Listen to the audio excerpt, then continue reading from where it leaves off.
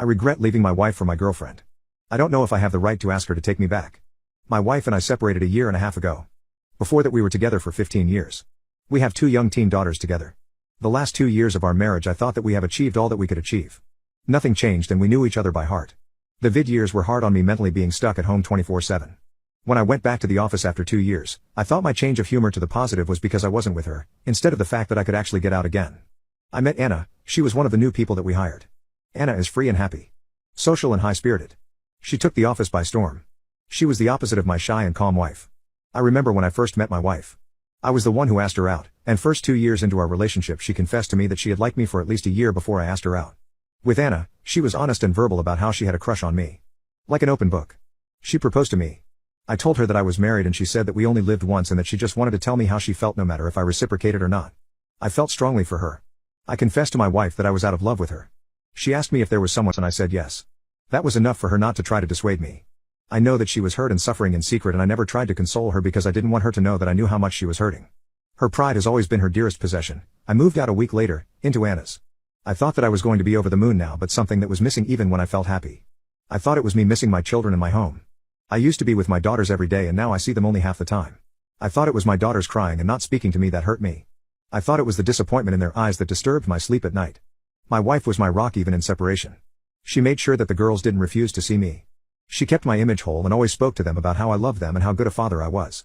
I knew she was hurting and I could see her missing me, but she never once lost her dignity. It was around Christmas when it hit me how much I really lost. Anna had surprised me with a trip to a warm destination because I was feeling down that this would be the first time I wouldn't celebrate with my daughters who chose their mother. Anna always understood that my blueness was because I missed my girls all the time and she tried everything to cheer me up. The night before we took our trip I dropped by my wife to leave my daughter's presents. My wife opened the door and she just looked so serene. I lost my balance on an ice patch and fell, and she just said oops and ran towards me to help with the gifts. I caught a whiff of her smell and that was when it all hit me. I did miss my children and my home and my stability, but most of all I just missed my wife. I missed her warmth, her voice, her calmness, her wit and most of all her smell when I buried my face in her hair and neck on Saturdays when we could sleep in. I knew that I never really stopped loving her. She wasn't the reason I went through a dark period, she was the only light that pushed me forward. I have always missed her. I have tried to explain it away because I have this new brilliant girlfriend who is so different and who is teaching me how to be excited again. Every time my wife's face is the first thing I think of when I wake up in the morning and look at the person next to me. And every time Anna kisses me I close my eyes to try and imagine my wife's smell. My wife was putting up the Christmas tree and I asked her if I could stay for a beer and she said yes. I started crying in our kitchen. When she asked I told her that I was missing the girls and how strange it was not to celebrate with them. She comforted me and told me that everything will be okay and to have a nice trip. Change is never easy even if we want it. For the last year, picking the children up or dropping them off has been what I look forward to just to see my wife's face. I have noticed how she has become happier and more in terms with the changes and I envy her. I wish I could just tell her how I feel but I don't want to disturb her healing when she's come so far. I love her like I never loved her before but I don't deserve a moment more of her life after what I did. I was fired over a false rope accusation. The company tells me I can't sue them. I held a management position at a company. I asked a non-management employee of the opposite intimacy to step into another room to discuss her performance away from other employees. She was going through a divorce and had made a few mistakes, and while I didn't want to embarrass her, I did want to make sure the mistakes were addressed. She acknowledged it and thanked me. An hour later I was escorted from my office by security and was informed by my boss that an intimate harassment complaint had been made and proper protocol was to suspend me. I asked what it was and was told, we need to investigate. I can't disclose that. He assured me that it shouldn't take long and if I wasn't guilty of anything, I'd be paid for the time out. I again asked what the accusation was and was told that as there was an ongoing investigation I was not permitted to know, but if they had questions, I would be contacted. I wasn't happy, but knowing that I didn't do anything wrong, I left the building. Later that night, I received a notification on my phone that my email password was incorrect. After 2 days, I called my boss asking for an update and was told he was not available but I would hear something soon. I began calling daily and received the same response. Finally I received a letter in the mail informing me that I was terminated for exposing myself and requesting intimate favors from an employee, as well as attempting to rope her in the office. The employee listed was the young lady I had pulled into the side room. I immediately called up my boss and was told, he is unavailable, and said to say the matter is closed. My buddy, the IT guy, messaged me on Facebook asking what happened as he'd been told to deactivate my accounts. When I told him the whole story, he replied, you took her into that room. Dude, there's a security camera in there. We keep some important stuff in there, so we always have the camera on. Sure enough, he pulls the footage and there I am, holding a pile of papers, pointing to them, and keeping my pants on the whole time, not approaching her and certainly not trying to rope her. I left a message for my boss that the alleged incident occurred in a room with surveillance and that I would be contacting an attorney and subpoenaing the video record. I received a call back 15 minutes later asking me to please participate in a phone conference with him and HR. The conference went as expected. They didn't realize it had occurred in a room with surveillance. They have a zero-tolerance policy that they have to enforce. You can't be too careful in this day and age. They regret that this didn't come to light sooner. They've already replaced me, and as it wouldn't be fair to terminate my replacement as she's done nothing wrong, they don't have a job to offer me back. However, as a gesture of goodwill, they're going to pay me through my suspension, change my file so it reads that I voluntarily resigned, and provide me with a good reference. I replied that wasn't acceptable. They made a false accusation against me, withheld vital information that I could have easily refuted, refused to take my calls, and completely failed in their own investigation by not checking video footage that would have immediately exonerated me. They asked what I thought would be fair. I told them they could immediately terminate the employee who made the accusation and either give me my job back or pay me out 1 year's salary in addition to what was offered. My boss said that he could not discuss another employee with me, and that neither of those options are feasible. The only options I have are what he already offered. I replied that the options I gave are the only way I'm not going to sue the company along with the employee. My boss replied that I signed an agreement when I was first hired saying I would take all disputes through arbitration and that I waived my right to sue the company. I do not remember signing the agreement, and I have not seen it, but it apparently says that I will take all disputes to arbitration, I will bear the costs of arbitration, and that I will accept the decision in arbitration. He stated that I will not fare any better in arbitration than he's already offered and I'll be out the money to cover the arbitration. I feel like I'm being bullied here, and don't think he would have scheduled a phone conference with such immediacy if he didn't think the company was vulnerable to a lawsuit. I'm waiting on a callback from a few employment attorneys. My husband is leaving me over a stupid joke. Turns out he's been living a life of lies. My husband, 30, and I, 27, have a great relationship. He's the love of my life and we've always had the best communication. This afternoon, we came home after a little lunch outing with our newly engaged friends Kai and Marie. It went great, but it was like just another outing, nothing special, though we got some bomb pasta back home which I'm currently shoveling into my gob since it's too chilly for ice cream. We live in a super tiny apartment and so he showered first while I got the leftovers into the fridge and stuff. I went in after him, finished my shower, and put some lotion on my palm. I accidentally squeezed too much and dabbed some of it away. After I rubbed it on my face I still had some of the leftover on my finger and I did exactly what any perfectly sane person would do. On my thumb, I whipped up a little smiley face and some spiky hair to create Lotion Man. I came out of the bathroom, giggling about it, and said something along the lines of, "Hey, look, Lotion Man to the rescue." He didn't really react, he just looked at my hand and blinked at me. I honestly was just goofing around and started making a voice and saying some random crap sprinkled with some inside jokes. I was blabbing for about a minute before he just got up and left. I was of course completely oblivious as he grabbed some of his crap and I was just smiling and asking where he was going in kind of a playful way. He has a huge truck and we just returned from a trip so he has enough stuff to last him weeks, so it didn't really dawn on me that he was leaving until he drove away. I honestly feel like Boo Boo the fool for making such a stupid joke and then letting him leave just like that. I texted him a few times and he's just said that he's thinking about things and that he's at his brother Tyler's place. I've been texting him nonstop but he hasn't been responding or even reading any of it. He also sleeps really early so I doubt I can get in contact with him anytime soon. His brother isn't responsive either so I'm just leaving my phone on the nightstand and holding my breath. I don't think it's really dawned on me yet. I stared blankly at the door for like 10 minutes before I got off my butt and actually tried contacting him. I've been with this man for years and I'm always cracking cheesy jokes. I feel stupid in my crap for making up Lotion Man and continuing after no response instead of just shutting up and accepting that I'm unfunny. At the same time I'm just confused. He's never been at this point even in our rougher patches. The worst we've done is just take breaks from intimacy or just talk to one another a little less. I'm all for giving him space but I can't say I'm not hurt he's just leaving. And the process of divorce is just so stupid. I don't even want to think about this anymore. Was making Lotion Man as big of a mistake as I think it was? Any advice on getting him back home? I kissed my sister's husband at New Year's by mistake but things went too far. Every year my family makes a huge deal out of New Year's. All of our siblings moved out of the house across the country and now 5 of us live in different states. My parents always make sure that they come home for Christmas and New Year's every year to reconnect. I decided to come with my long-term boyfriend from New York that my family has never met yet, but he ended up bailing on me at the last minute and told me he might pop up to surprise me if his work was done. I was disappointed since I gave him a 2 months notice in advance, but I have been on edge just thinking that he might appear any moment. He had to finish a project that he is leading with coworkers. I have been distracting myself by getting to know more of my siblings' significant others. Since we are all away for most of the year we don't have much time to hang out and get to know one another more. My brother's girlfriend Jessie was the sweetest and cutest, but the person I found myself talking to the most was my older sister's boyfriend Mario. Mario helped me forget about my boyfriend who ditched me for the holidays and kept making me laugh every other second. My sister Julia was loving it, we were really getting along. He had a really muscular build, brown hair, brown eyes, and a piercing jawline. I kept complimenting him for it, but at a certain point I wasn't sure if I was just flirting with him. I kept touching his large biceps and smiling around him. How couldn't I? I had so much trouble just keeping my eyes off of him. After a while, I noticed he seemed pretty into it too, but I just kept my distance to be respectful to all parties. By the time it was New Year's, my boyfriend told me that he was on his way and I was so excited. The theme for this New Year's party was masquerade and everyone had their faces covered with an elegant outfit. I decided to wear a luxurious red Victorian-style dress with some skin showing. As 12 got closer, my boyfriend was nowhere in sight and I was starting to worry again. I kept texting him but I was getting no response. But a minute before midnight a man behind was wearing a masquerade mask and was a spitting image of my boyfriend. Although it was a little dark, I was confident that it was him under that attire and were the exact same height. Once it hit 12 I gave him a big kiss because of how much I missed him. He gave me a nice tongue kiss back and even grabbed onto my SS, luckily it was dark. He stuck his hand down my pants quickly and rubbed it against my crotch. Once I finished kissing him I went to grab his mask off his face when my boyfriend walked in from the front door. I could not believe that this just happened. This was a living nightmare.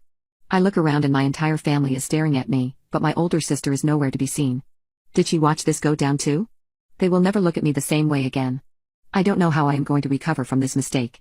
What's your low-cost glow-up trick everyone needs to know? I walked runways with Adriana Lima and Naomi Campbell back in the day, and although I've long disappeared from the industry, my teenage daughter has always been a bit insecure about her looks. She looks like a normal girl with a regular body, but in my eyes she is the most beautiful girl in the world. However, she looks up to me a lot and it breaks my heart when she compares herself to my model days. She keeps asking me about glow-up hacks because she desperately wants to look the way I did, but even those pictures she sees of me today are edited and airbrushed. Now that my daughter is in college, the hard water there is giving her acne and inflammation, and she's never been more vulnerable. I caught her crying last month in the bathroom, just staring at the mirror at the boil-like lumps and acne all over her jaw. She was even getting bullied over it apparently. I desperately want to help her, but it has been a long time since I modeled, and our family just doesn't have the money to afford the treatments my agency bought for me, so we've had to find some alternatives. Thankfully the derm doctor saved the day. See, back when I was a model, the biggest thing was micro-infusion needling, and it still is. 20 years ago, my agency set me up with the same specialist that Jennifer Aniston had, and it's not just her. The A-list celebrity in Hollywood is breaking the bank for this stuff. I remember using it to prepare for my walks for Chanel and Louis Vuitton to get my skin extra clear. This was literally the peak of my career. These micro-infusion facial systems were a game changer for me because they used micro-needling to inject serum straight inside skin to work inside out instead of just being topical, not to mention all the collagen benefits. Unfortunately, if I wanted to book one of those micro-infusion sessions without an agency card, it would cost thousands of dollars, and there's no way I'm encouraging my little girl to sit at an operating table just to get some smoother skin. But the other day I was watching the derm doctor, and he recommended a great alternative, these at-home Cure micro-infusion facial systems, which is pretty much the same thing you'd get at a beautician's office except you have to administer it yourself. Since it's much more affordable than handing a Dr. Nick thousands of dollars, I bought a kit for my daughter's birthday which was a few weeks ago. She was super excited to use it, but she hates needles, so we bought a numbing cream and now we've just turned this whole thing into a girls' spa day for the two of us. It has definitely added an element of bonding time, and not gonna lie I was skeptical at first with these not being done professionally, but they have greatly helped her and her skin. We start by numbing our faces, which we then test by slapping each other really hard. We find this really funny, and then use the micro-infusion facial kits. With the cream it honestly hurts less than that at the salons. I even tell my daughter modeling stories to keep her distracted,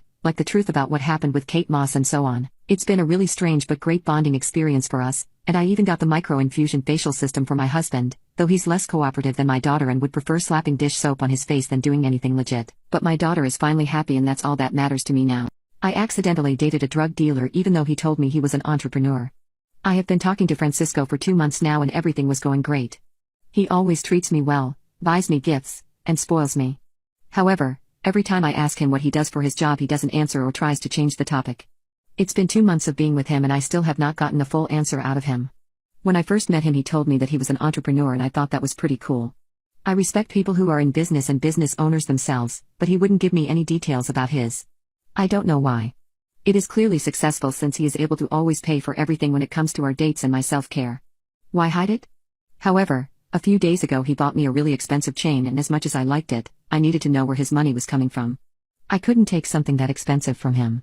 When he went inside to pick up food I searched this car to see what I could find but I only found a second phone.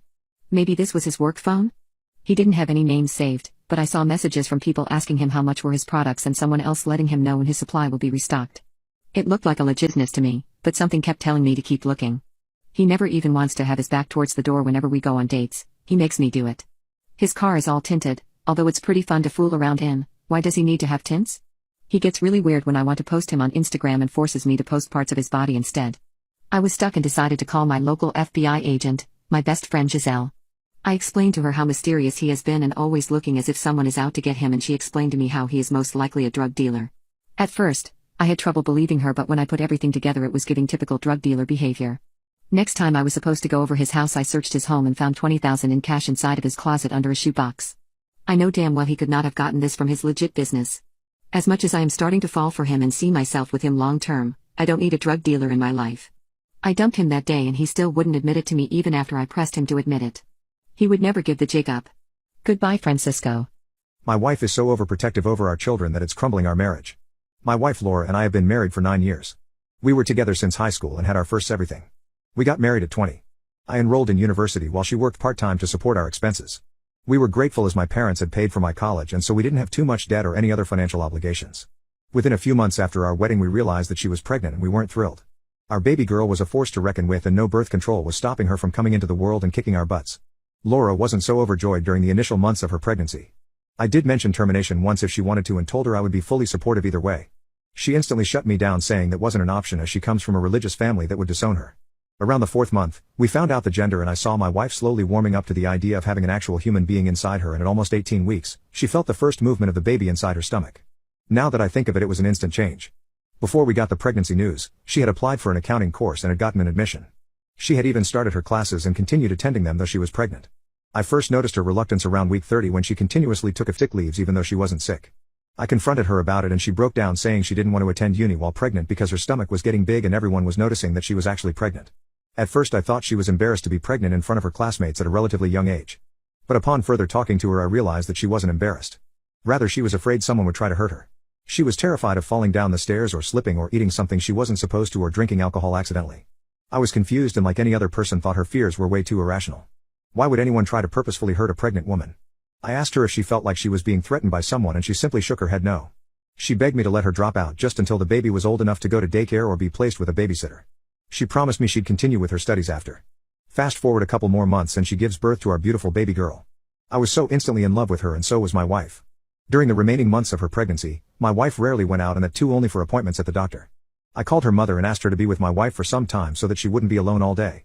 My wife wasn't a big fan of that idea either, but she liked the idea of not having to do rough jobs around the house since her mother would help her out. After delivery was the worst. My wife didn't let anyone help her out with the baby. Everyone was so excited to meet the baby but my wife was so on the fence and overwhelmed with anyone holding our daughter that it started annoying everyone. Soon everyone started talking behind her back. I tried my best to defend her and asked all our relatives to give us space since she was a new mom and needed her space. Laura didn't let anyone help her out with our daughter. She barely let me take care of my own child. She was overworked and running on no sleep but would still let no one help her out with our baby, not even me. Once she fell asleep for almost 6 hours after not getting any sleep for days. I didn't wake her up because I wanted her to get some decent sleep and took care of our baby by myself. I fed her the bottle of milk Laura had pumped and changed her diapers. When Laura woke up all hell broke loose and she started having a mental breakdown, calling me a terrible person for basically letting her sleep, and she called herself a horrible mother for not being awake to care for our child. At this point I was even overwhelmed and frustrated. I put our daughter to bed and shut the door before sitting her down and having a long talk with her. She started crying, explaining she was scared something would happen to our child if she wasn't there to take care of her. She had read about conditions where babies have passed away suddenly or while being entrusted to someone else who is not the mother. I didn't understand if this was normal or not. At that time I wrote it off as a mother being concerned about her baby. I have heard about new mothers having their hormones all over the place. I told her I understood she didn't want another person near our child but that she had no right to keep me away. I explained that we are a team and we would be raising our baby together, not just her alone. Since that day, she loosened the knot just a little with me to give me enough gap to take care of our baby and give her time to get some good sleep. But then our daughter grew older. I'm sick and tired of my boyfriend's entitled girl best friend. I have been dating my boyfriend for 5 years now. His girl best friend Sarah and him are super close, too close for my liking. She has always been very vocal about how much she loves him, has had a crush on him in the past, slept with him in high school once, how she knows him so well, how she is like his sister and so on. They only see each other about 3 times a week, so she has been to our house a good bit. Once, Sarah was at my house. I started bawling about the fact I had been roped in my life. The trauma that it put me through, the fact that I never got justice for it, and on top of the fact that the man who did it still lives in our small town and I run into him from time to time gives me panic attacks sometimes. I decided to trust her and open up, big mistake. I told her everything. She knew the guy and she acted so compassionate and kind in front of me. Then one day we were having some dinner as a group. It was my boyfriend, Sarah and other people I didn't know. Sarah asked my boyfriend what he was planning to do after uni. He said he wasn't sure. I asked him why not a master's degree? This is where Sarah chimed in, God stop pressuring him. He's worked so hard all his life, give him a goddamn break and let him decide what to do, she said it in such an aggressive tone. Mind you, I was just suggesting. I've never told my boyfriend he had to do something. He grabbed my hand and squeezed it, telling me it was all right and that he didn't think I was forcing him to do something. Then Sarah asked what his future plans were for housing. I mentioned my family has a house in the southern part of the country and that we were planning on moving there in the future. I kid you not, these were her exact words. Hell no. He isn't moving to the south. He's staying here. And he better not go farther away than the closest city. I was a bit annoyed. Why was it when I recommended doing a master's I was forcing him to do something, yet she was prohibiting him from moving? Yet I was the controlling one? Sarah then started talking about ex-boyfriends, and said she didn't mind if any of her friends got with her exes. I mentioned something to her like, I'd warn the girl first. I don't want anyone to suffer what I suffered. Sarah blew up. She was red in the face. These were her words, how effing dare you throw yourself in the middle of a relationship? Are you that possessive that you can't let your little ex be happy? So what, many girls get taken advantage of, stop playing the victim card. You're not over your ex and I can tell. You cried about him the other day. You're hurting your boyfriend by not telling him the truth. She was accusing me of all these things. And then the cherry on top. Your boyfriend hasn't been the same since you two are together. He's so quiet. He hasn't talked to me all day. You two keep showing affection in front of us all the effing time. I've effed him and I know him so well. You're no good for him. She was annoyed at us holding hands and hugging each other in front of her. I started crying over her tone and her accusations. And then she said something that made me bawl even harder. I'm so sure you lied about your rope. If it were actually true, you would have gone to the police. What did he do to you exactly? I blew up and told her in detail what he did to me in front of others. I was so embarrassed when I realized I told a bunch of strangers something so personal. Her response, you're such a effing manipulator. Remember when I met you were crying over your weight? Sarah kept throwing things that made no sense, anything she could she was throwing it into my face. She has an ed, and she threw my own self-esteem issues into my face. Throughout the whole conversation, my boyfriend didn't say a single thing.